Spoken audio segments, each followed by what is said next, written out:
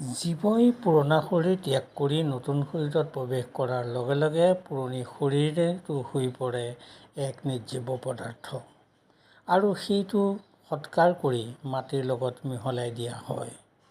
নৱগ্ৰহ শ্মশান ই শিলপুখুৰীৰ নৱগ্ৰহ ৰোডৰ কৃষ্ণনগৰত অৱস্থিত। ইয়াৰ কাষতে শিলপুখুৰী কালী মন্দিৰ, শিৱ মন্দিৰ আছে। গুৱাহাটীৰ হিন্দুসকলক সৎকাৰ কৰা এখন উচ্চমানৰ আটকধুনীয়া শ্মশান।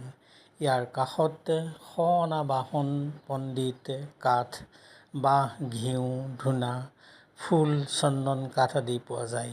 এই নৱগ্ৰহ শ্মশান ২৪ ঘণ্টাই খোলা থাকে। এই স্থানত মানুহৰ ধন, টকা পইচা, ঘৰ দুৱাৰ, অহংকাৰ, ৰূপ যৌৱন, বেংক বেলেঞ্চৰ কোনো মূল্য নাই।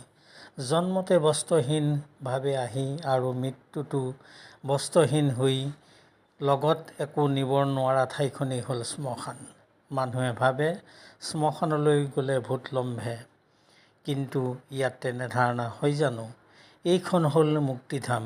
এই মুক্তিধামতেই বহুকেইজন নাম জ্বলা ব্যক্তি আমাৰ মাজৰ পৰা গুচি গৈছিল আৰু তেওঁলোকক অন্ত্যেষ্টিক্ৰিয়া ইয়াতেই কৰা হৈছিল। স্বয়ং মুখ্যমন্ত্ৰী তৰুণ গগৈদেৱৰ অন্ত্যেষ্টিক্ৰিয়াও ইয়াতেই সম্পাদন হৈছিল। গতিকে এই নৱগ্ৰহ শ্মশান আমাৰ বাবে শেষ ঠিকনা।